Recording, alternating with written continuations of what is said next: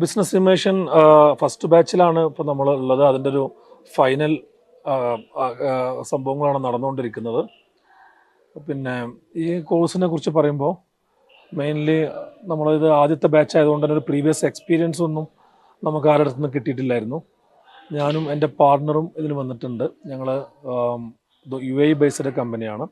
BA മൊത്തത്തിൽ പറയുകയാണെങ്കിൽ എനിക്ക് കിട്ടിയ മാറ്റം, എനിക്ക് വാട്ട് ടേക്ക് ഹോം എന്ന് ചോദിക്കുകയാണെങ്കിൽ എന്നെ സംബന്ധിച്ചിടത്തോളം വിഷൻ ഒരു കമ്പനിയുടെ വിഷനിൽ എങ്ങനെ വർക്ക് ചെയ്യണം എന്നുള്ള കാര്യത്തിൽ വെൽ ക്ലാരിറ്റി ആയി.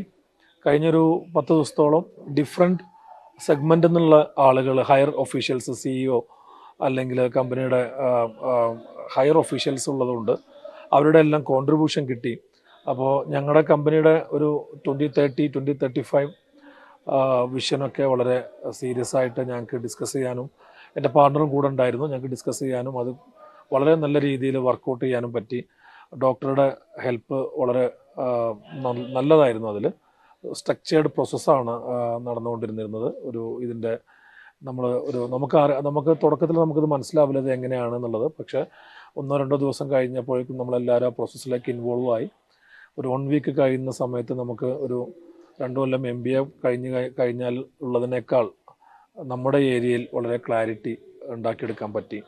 അതിലേറെ GCC, ഇന്ത്യ എല്ലാം ഉള്ള വലിയ ബ്രാൻഡിലെ വലിയ പൊസിഷനിലിരിക്കുന്ന ആളുകളുമായി നല്ലൊരു ബന്ധം സ്ഥാപിക്കാൻ പറ്റി.